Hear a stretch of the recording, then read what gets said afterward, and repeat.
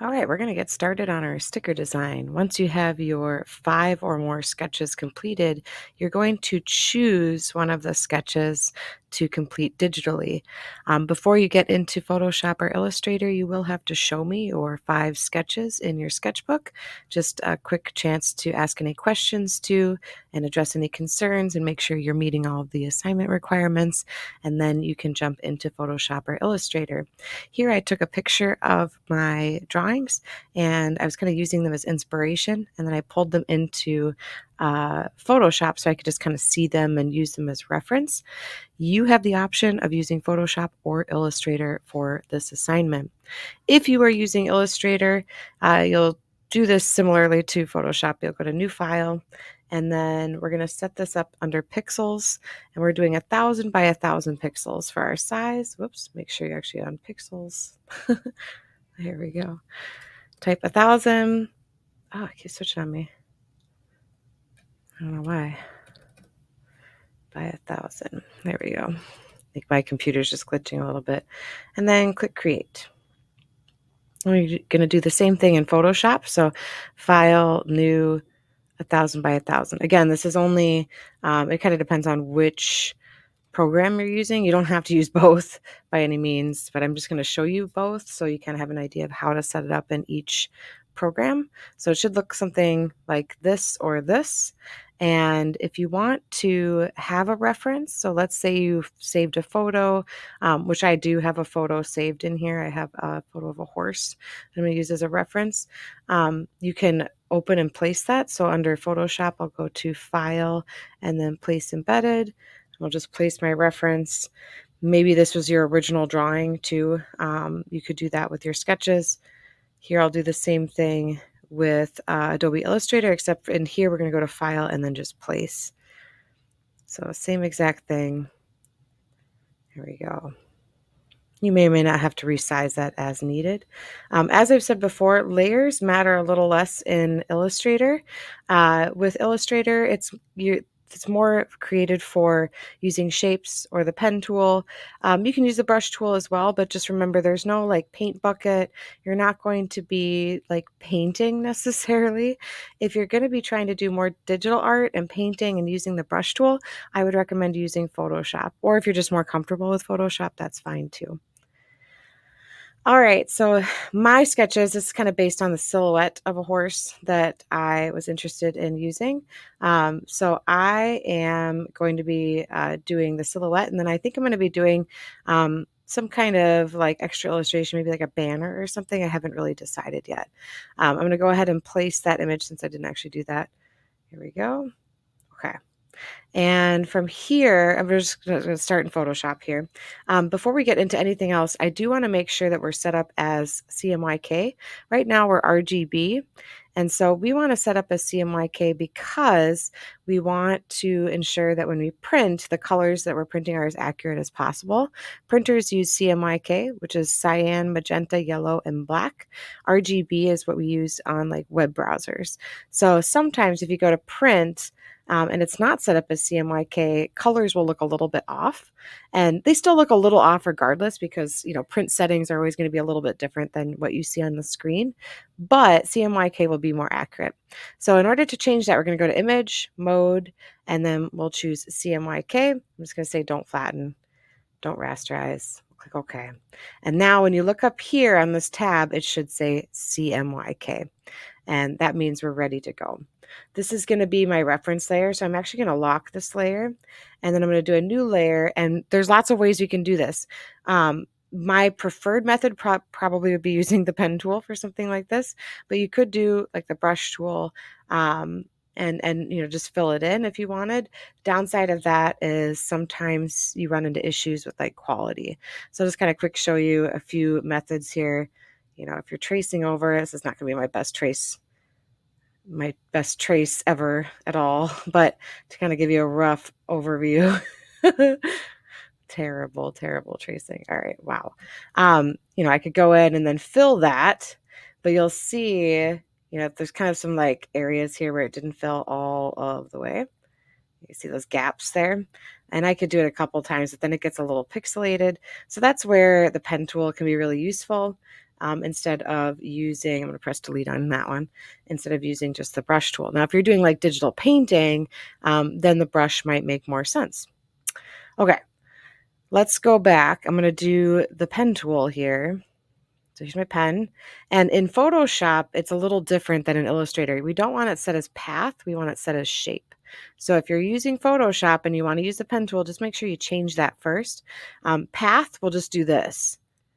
And there's going to be nothing in there. And then it'll disappear if you go and do something else. You're going to want to make sure you choose shape. So that way you can set your fill to whatever. I'm going to turn my stroke off. And now I can do some tracing with the pen tool. And we're going to move this around. I can also use my hand tool if I ever need to grab onto something.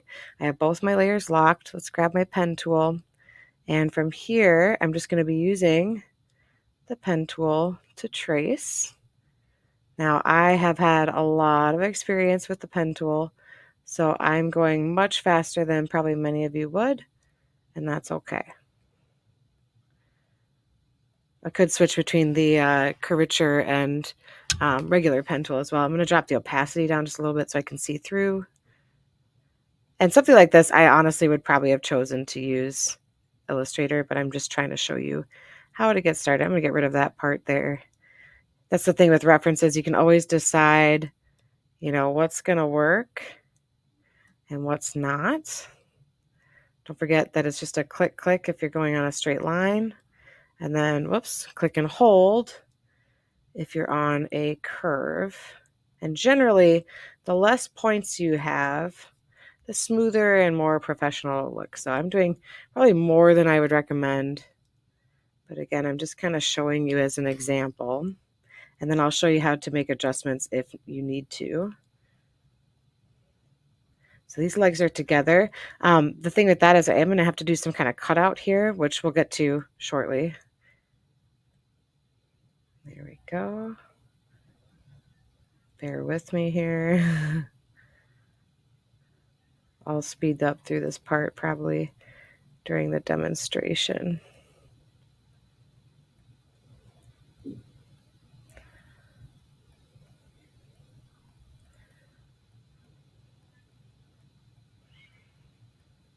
Almost. Get the ears.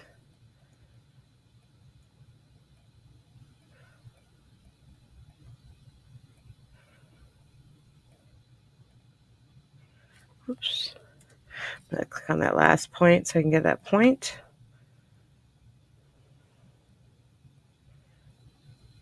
And I think whoever made this graphic actually probably just traced a photo of a horse and used the pen tool to begin with. There we go. Okay, I'm going to bring that opacity back up. I'm going to turn off that reference layer.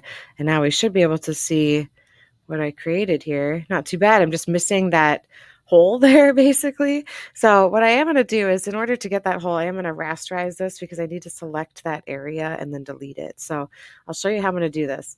I'll turn that reference layer back on.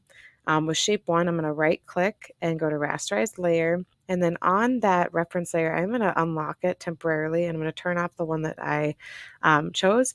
What I'm going to do now is I'm going to grab my magic wand. It'll let me. Oh my. It has frozen. Come on. There we go. All right, magic wand. Oh my gosh. Might be because I have both programs open right now too. Okay. And I'm going to go on this horse layer. It'll let me and select that. Okay, so now I've selected the shape. Now I can go back to my shape 1, click on shape 1, and now I could just press delete. And now it has removed that part of the image. So it's just kind of a quick way to get rid of that. There's a lot of ways you could do that. You could use the eraser tool or whatever, but I'm happy with the way that looks. Now looking at it, there are some places I could probably adjust, like I just noticed down here on the horse's leg. There's kind of this weird, funky thing. So I'm going to touch that up with the eraser. Make sure I have a smaller eraser. So erasers count, brush counts, shape and pen tool count as illustration, as does type. You can also use the typeface tool without any issues, and that will also count as illustration. Okay, so I have this. This is still not considered finished, right? All I did was trace a reference. At this point, I need to add something else to it to make it more my own. Otherwise, I'm just basically copying somebody else's artwork and just tracing it. So now I'm going to think about, maybe a shape around the outside edge, maybe using one of the shape tools down here. So I could use like the rectangle tool or the square. It could have a square shape, my sticker could. Or, maybe I want more of a circle. So I'm going to pull in some different ideas here, and I can always change the color at any time. Let me just try what a circle might look like, or an ellipse. I'm going to change the fill to a different color. Clicking and dragging. An oval actually might work pretty well. I kind of like the way it fits in the oval. Again, paying attention to the organization of your layers. You'd definitely be changing those colors. I'm going to turn off that rectangle. I actually really like the ellipse, so I think that works just fine. And another thing to remember too is that eventually when we save these, we want to make sure they have transparency. So I'm going to turn that background layer off, make sure I have transparency. So this would, in essence, if I printed this as is, it would go through the Cricut cutter and the Cricut would cut out on this line here, the outside edge.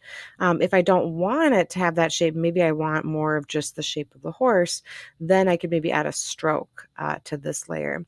So I'll show you that really quick too. I'm going to right click on this layer and go to blending options. This is how you can kind of get like a white border or outline on something. I'll click on stroke and I'm going to change the color to white. And we're going to make sure it's set to outside, and then I can increase that size. You can see I could go, much larger or something like that. Now, here's where I was talking about holes in the design. There's a hole here. So I know I'd have to fill that in actually, which I know I just deleted it like a couple minutes ago.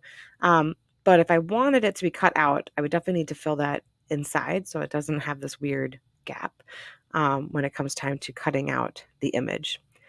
So that's one method. I'm also going to show you how to curve text on a path. So I'm going to use the pen tool here, and you can do this in Photoshop or Illustrator. In Photoshop, we're going to set that to just path. So I have the pen tool, and then I have path. I could also use the curvature pen tool for this if I want. And let's say I kind of want like wavy text or something, or like a curve. Maybe I'll just do a simple curve here. So there's a simple curved line. Now I can go in and grab my type tool. I'm going to hover over that path, and then I could type out what I want. Maybe I want it to be the name of the place I ride at, meaning the stable I ride at. Let's change that to black. And you can see how it kind of follows the curve around. I could still make adjustments to that.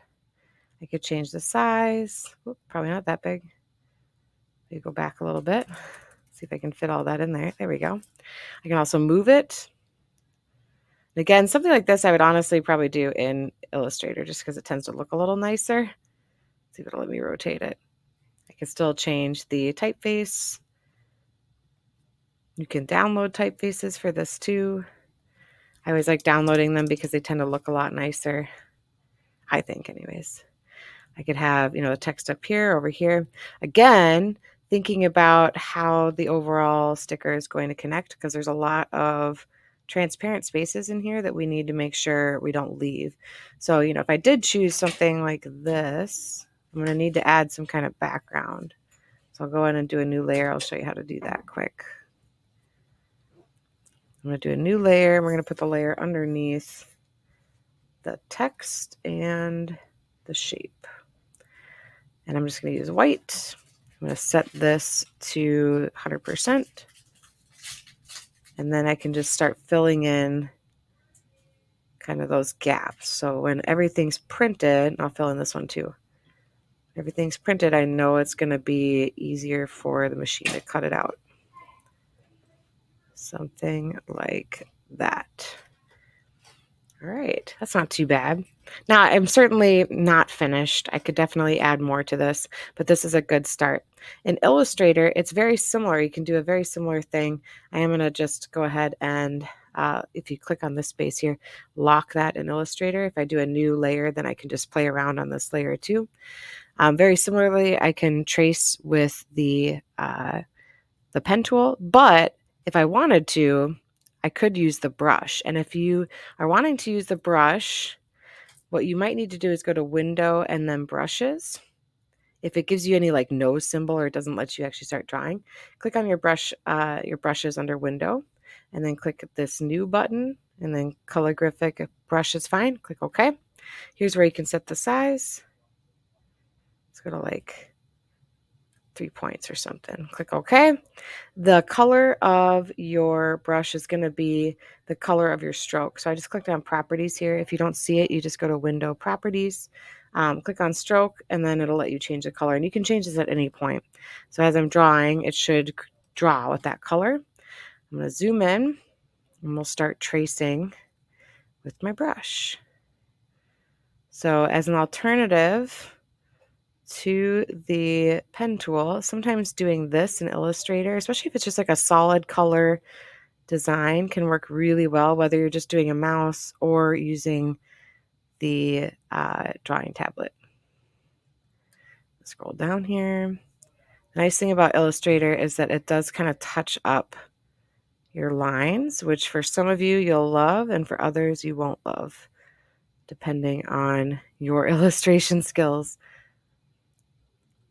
I'm trying to basically make this all one shape, so it'll let me fill it in too.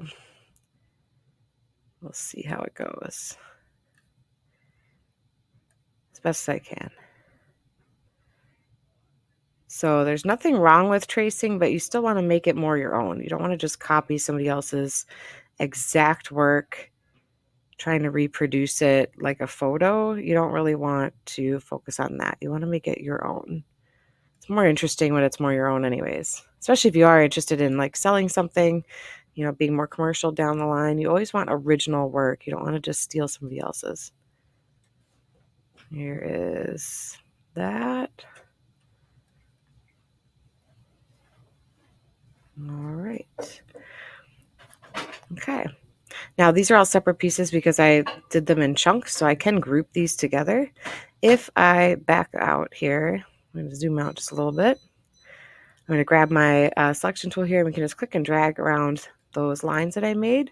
And then we can click on group or just go into object group. And now they're all one shape, right? Now I could say, well, I want it to fill with a color, which that didn't work just because I have this weird gap there. But you could set as fill as a color. If you go in, and I'll just even do like something like this. Like I made that shape there and set this to fill.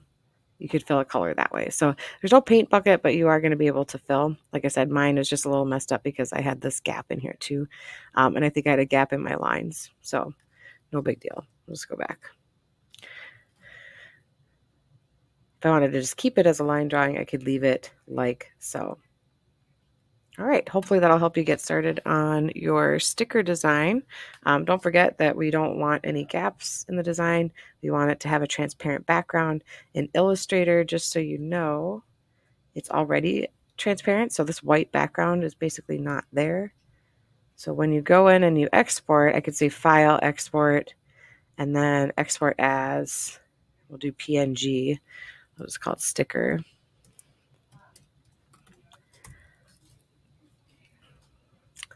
Oh, before I do that, let me delete that layer, the reference layer. There we go. Okay, now I'll go in. File, Export, Export As, PNG, Sticker.